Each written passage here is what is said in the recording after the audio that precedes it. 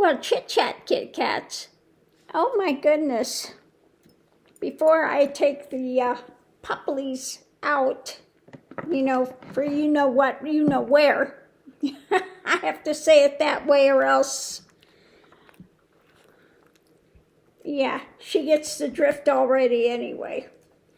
I've just gone through, a little bit of the internet, and what's popping up all of a sudden are all these sites by these men. Mr. Mickey, no leaking. I just put on hand cream and soap. For some reason, he likes the hand cream. Don't lick my arms. Anyway, it's all of these podcasts by these men that are really anti-women. The woman, oh my God, if they have a tattoo, this is a red flag. Oh my God, it's horrible. And what is their problem in life? Okay? Other than they're insecure. Okay? Maybe tattoos are not for everyone. Okay? I get that. Some people just don't like them. Okay. You get a lot of judgment for them sometimes, especially when I lived in Florida, the old Jewish women. Oh my God, how could you do that to your body? I said, you don't have to look at it. I didn't do it for you. I did it for me. Mind your own business. That's what I tell them. Anyway, they get that from the Bible, the Old Testament stuff, or the Torah, if you will, for the Jewish community.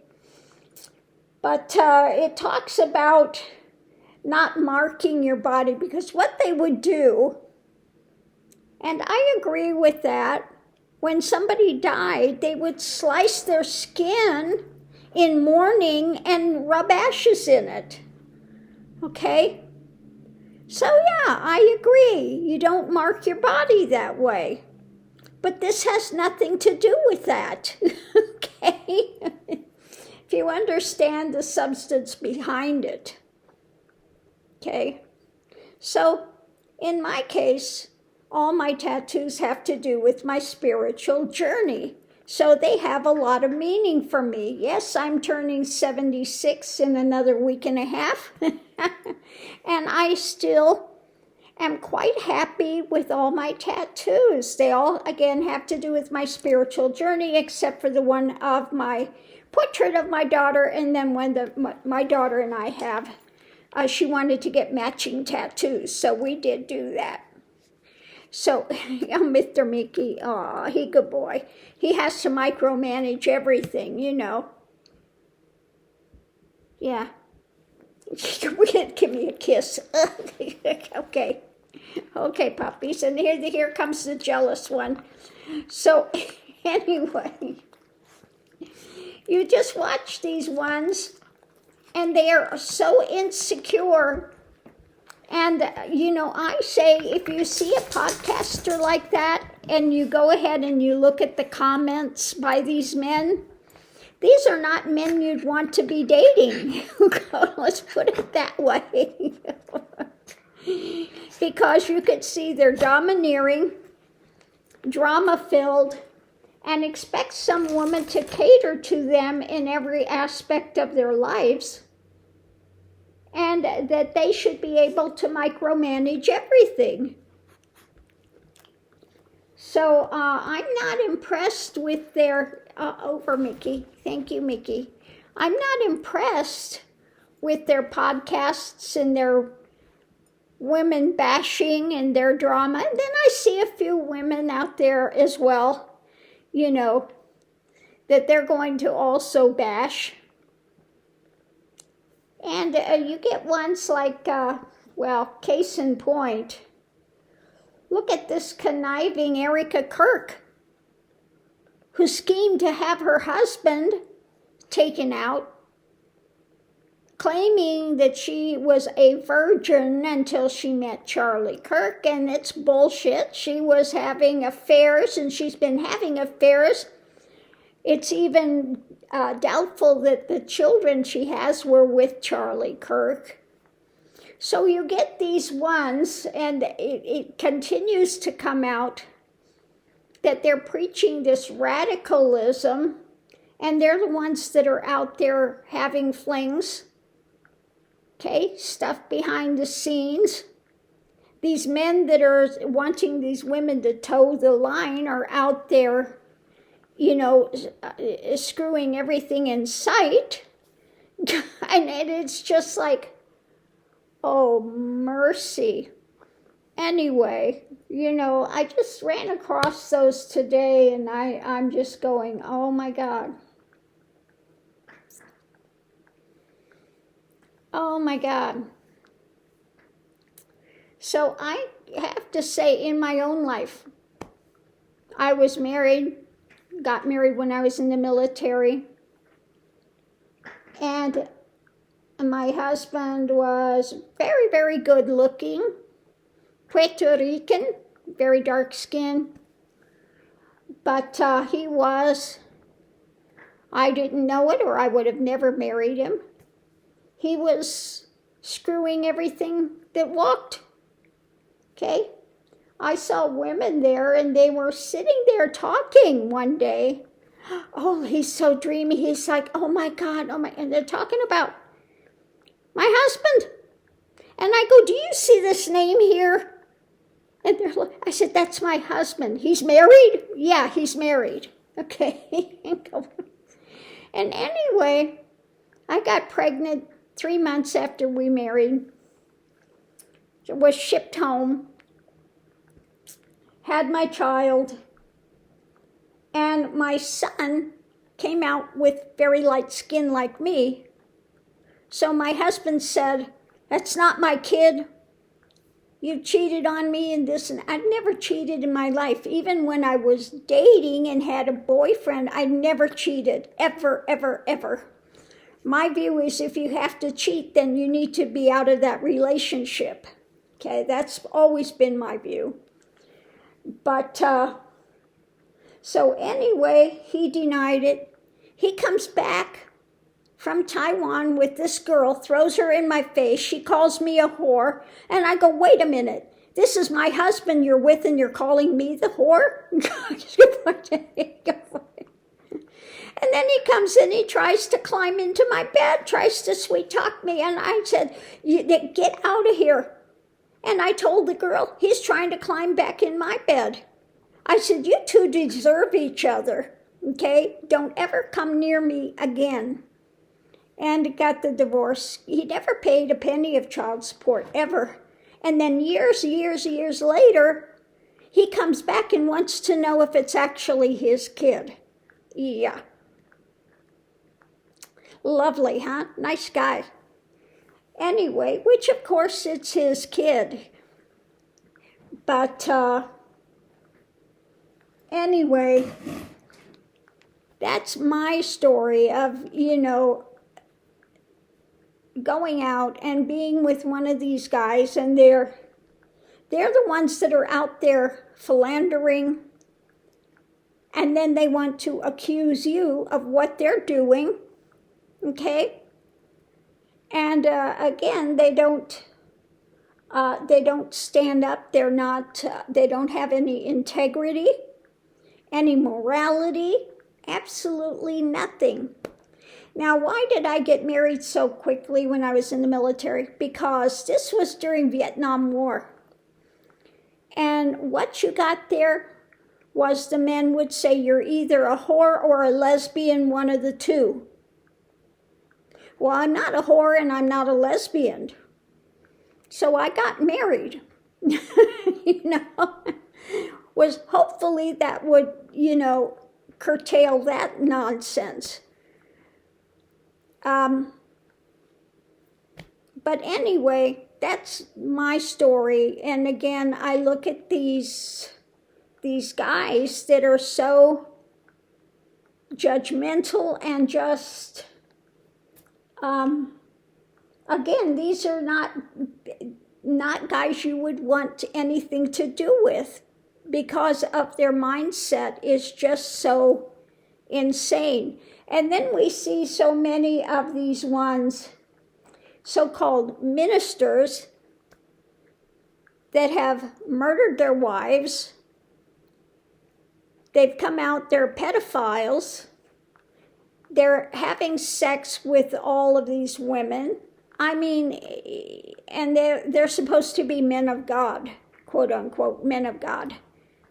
So anyway, just be careful out there, ladies, because we are living in times that are just, you know, and the only thing you can take with you is your integrity, okay? So again, I always say live with honesty, integrity, transparency. Transparency means don't do something that is going to come back on you later, okay?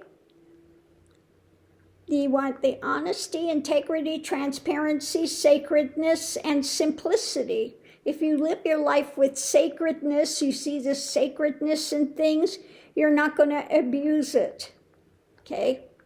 You're not going to abuse it. So these are just some things that I have found, and hopefully it helps someone else. And again, don't stay in an abusive relationship thinking they're going to change. A leopard does not change its spots. And if you're with somebody and they're cheating, they're not going to change again their spots. So just be aware of what's out there, and hopefully, you know, you live a good, stable life. Now, like I said, I have no interest in dating, no interest in relationships. I like my freedom. I don't have to ask anybody or coordinate if I can go somewhere or not go somewhere, what I can do in my life, when, where, how. I enjoy having my freedom, my autonomy, and so that is not going to change. I tell people, you know, befriend yourself. You don't have to look for somebody else to give you your self-worth. Find the value in yourself, okay? Rather than looking for somebody else to come in. You know, you hear that phrase, you complete me. I'm complete as it is. I don't need somebody to complete me. I'm not missing something, okay? So again, you know, don't sell yourself short. But then again, on the other hand, I see some of these women in these dating things where they go out and they're telling this guy, you need to buy me this, you need to buy me that, you need to, you know, and you're going, what? They think they're the queens. They think they are, you know, and I see that other aspect, which is insane. Okay, they need to get a clue. I think that you have, again, this big division that's happening in places. Yes, you need to have respect. If you're going out with somebody, they need to have respect. One thing that I see that's missing with all of this, they've lost basic etiquette, okay? They've basically lost any kind of etiquette, any kind of, you know, just being good to each other. So, you know, you get these guys, if you go out and they go out on a date, they expect you to go home with them and have sex. You know? Where does that enter into anything? Or again, you see these women that go out and they want to, I see some of the dating, they go out and they bring their friends, they bring, you know, a dozen kids and expect the guy to pay for them on the date. You're like, well, what? So you see a lot of insane things out there. Extremes. I mean, whatever happened to there's something to be said by the old days. You know, the 30s and 40s and stuff, where guys actually respected women, okay? They actually had some manners, etiquette, okay? There was respect there for each other. And marriages were supposed to last. Now, this being said, nobody should stay, like I said, in any kind of a marriage that's abusive. I don't care if it's mentally abusive or physically abusive. Abuse is abuse is abuse. And if you can't respect each other, then this is not something one should be in. That's just my opinion, okay? If you're in something and they're starting to become abusive, mentally abusive, they're trying to restrict you from families, from friends, etc., it's not a place to be. It's not a place for you to be, okay? So on that note, hopefully that's helped somebody around, along the way. But befriend yourself rather than looking for somebody else to complete you, quote unquote. Find it within yourself, okay? Get grounded, and again, live that life. Stay away from drugs, alcohol, sex, all of that stuff. I'm talking about people that are addicted to sex. I'm not talking about sex in marriage or, your relationship, a closeness. That's something different. I'm just talking about, these one-night stands and out there and just, I'm talking about that type of drama, okay?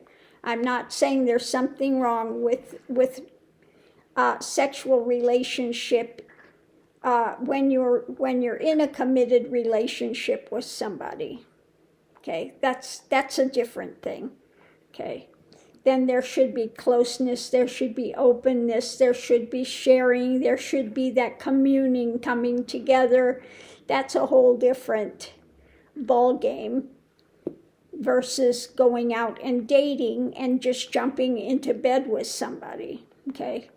So anyway, maybe this is TMI. Maybe I've gone off the rails here today. But anyway, that's what was coming up as I was watching some of these ones about, oh my God, red flags if women have a tattoo or just dating in general. And some of these incels sites, they couldn't get a date if they had to, and yet they're expecting to find dates with basically, they look like something the cat drug in, and they're expecting to get a date with a supermodel. I don't think that's ever going to happen. So anyway, on that note, I'll leave that here, and we'll see you online. So I'm going to, take these two for what, where. And the minute I said take these two, Miss Lily's popping her head up. There she is. She's got one. They are so smart.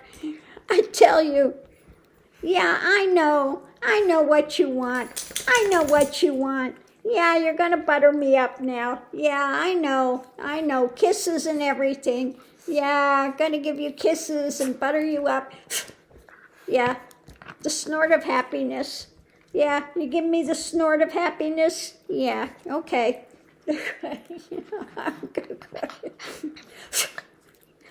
The snorts of happiness. Happy girl. So, on that note, I'm going to take these two so that they can have their outing and be happy puppies. We want happy puppies, don't we? We want happy kidleys. Yeah, for children. So on that note, I'm going to leave that here so I can get up and get out of here before these two corral me.